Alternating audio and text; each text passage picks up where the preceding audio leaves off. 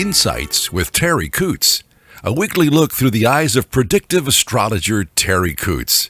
Here's Terri. Hi everyone, this is Terri. Thank you so much for joining me to discuss the week of April the 23rd to the 30th, 2023. I hope you're all enjoying that Mercury retrograde. Wow, wow, wow, and wow. I have had so many calls from people about how challenging this has been and some of the things that has gone on. I myself have experienced it. Mercury retrograde in and of itself isn't bad. It just brings us back to things that maybe we need to redo or to go over. Excuse me. So let's just take, for instance, if I was training an animal, let's take a horse. If I was training a horse and the horse didn't do such a good job, then we'd have to go back and go over it again. So let's just say that they didn't do a good jump. So I have a jumping horse and maybe it knocked over the pole or swung too much to the right or to the left before we had liftoff. I might have to go over and practice it until we get it managed. Now that might not be so much fun if you don't have a really good trainer. Maybe one that makes it boring or hard to swallow or tough or frustrated or angry. That's what we're experiencing right now with this Mercury retrograde. It's in Taurus and it went retrograde on the 21st, so we still have quite a bit of time with this little monkey. And what it wants us to do is revisit things. So if you haven't seen anybody in a long time and maybe there's some unfinished business that needs to be addressed or at least looked at, you don't have to address the person necessarily, but at least maybe needs to be looked at, or some behavior that we have or some thoughts that keep reoccurring, some patterns that you've noticed. That's what retrograde is. It's to try to help us be better on the other side of the retrograde. Now that sounds all well and good while I'm spilling this off to you, but I have to live through this too. So I look at my life and I say, how many times do I have to go through this? I thought I got it the first 10 times, but I guess not, because there's nuances to it. There's dimensions to it that we have to work through. So some of us are working through the same issues and some of us are working through new ones with the same flavor, shall we say. So just look at what seems to be reoccurring in your life, reoccurring, and what is it that you need to maybe understand about it or refresh or work through so that we can put this little baby to bed. Now the good side of Mercury retrograde is it lets us go back and look at things and maybe straighten them out. So this would be a good time for me to maybe go over the software of my taxes and make sure there's no bugs. I'm redoing it. Excuse me. Maybe it's a good time to look at my accounting program. For the farmers, it's a beautiful time. Not for things breaking down. It's not so beautiful, or the frustration level that brings. But to go over the tractor or your car, your vehicle, and see what needs to be fixed, what would need to be redone, what would need to be renovated. So it's a great time to do that. So myself personally, I've been busy going around the farm, looking at what needs help, what needs loving care, pressure washing the north side of the house where the moss grows, doing the ceilings of the porches, just kind of looking at my property, car, vehicles, tractor, lawnmower, and see, because they're older, what do I need to work on to keep it updated and to move forward. And they all are going smoothly. Anything retro is going smoothly. Anything that I just want to go forward with is not. So, you know what? Don't buck the system. Just go ahead and try to do the best you can with it and look at what do I need to look back at so that I can look forward when this is over. And Taurus is still in the sun sign, so that's that determination, that strong energy, maybe a little stubborn.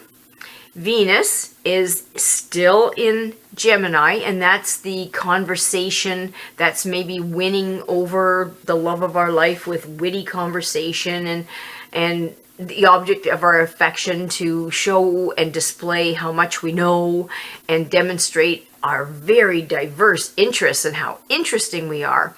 It is a playful energy, so it's time to maybe tease in a nice way, not those bad teasings, but nice teasings. But it can be hard to pin down because we can resist relationships in this energy and maybe become too comfortable too soon. And so we have to look at that.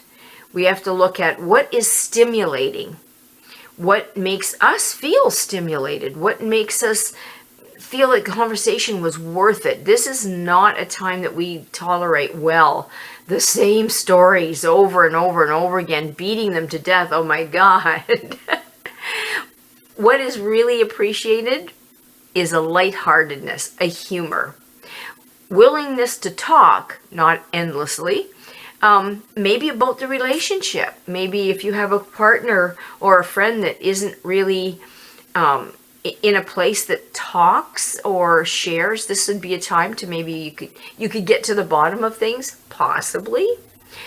Be careful not to gloss over some of the deeper issues because Gemini can do that. So it supports our need for fun and variety and showing interest in maybe somebody else's brain power and knowledge and giving space for our friends so that maybe some activities outside of the relationship, maybe another friend, somebody that's new, somebody that we can investigate. That is what is offered to us with this Gemini in Venus. And we still have Mars, the passion planet, in Cancer. That is not a bad thing. There's nothing bad about that. Cancer's that loving, compassionate energy. Mars is that fire sign that really gets going there. So that Mars and that fire, so it's fire to really want to accomplish something, to be loyal to each other, to show that I'm dedicated to my family, my castle, my friends. That loyalty is so important for both our own security and the security of the person that's offering it. So this is a really bad time if we have any arguments that make us feel like our maybe home life is shaky or unstable. It can just explode. It just gets bigger and bigger and bigger and bigger, and it's very, very frightening. The number that was offered to us this week in pairing with where the planets are is number 1. And number 1, right, in Star Trek Enterprise, you're my number 1. So that's a leader. It wants to offer us the courage and the inspiration to move forward with what we're learning right now. It wants to offer us an active and creative position. It wants to give us priority. That's what number 1 is. To our individual success and the ability to use our initiative and to be determined with that Taurus and Sun sign to succeed. We should really be looking at devoting more time to other people with the number 1 in conjunction with where the planets are right now, and to praise them. I'm really noticing that with the dogs lately, with this number 1 flavor coming up.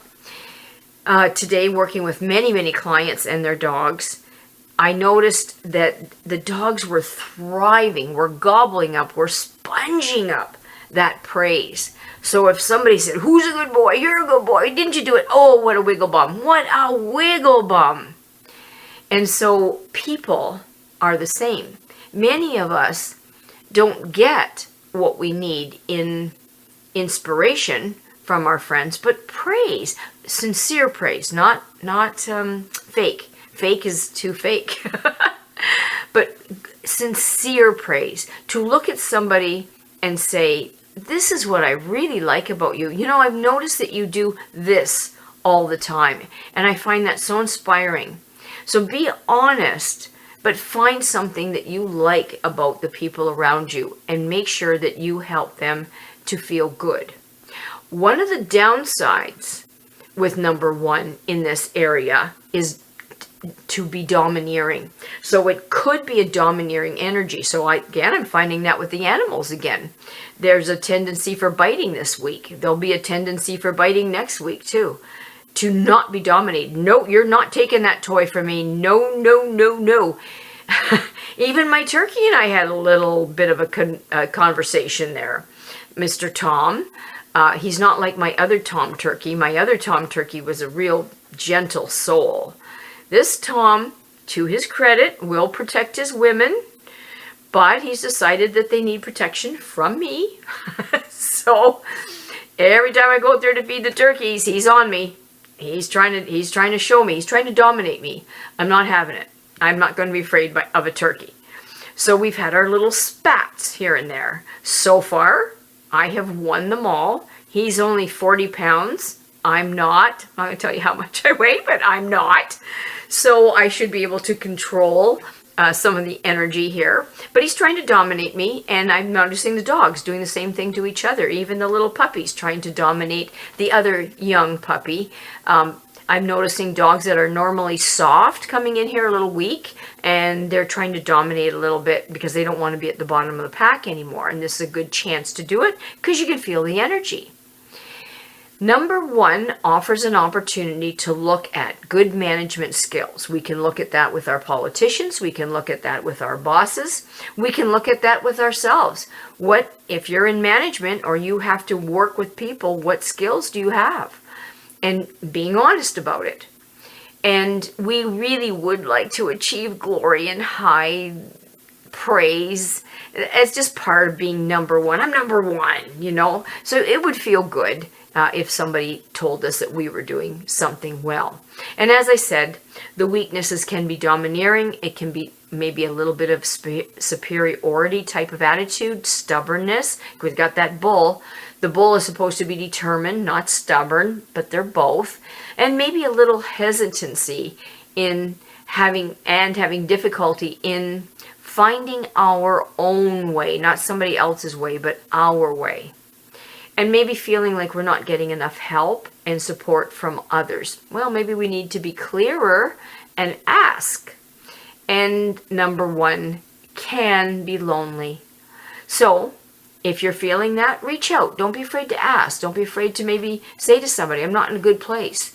You know what? That just encourages somebody to say, oh, I'm sorry. I didn't know that. Is there anything I can do to help?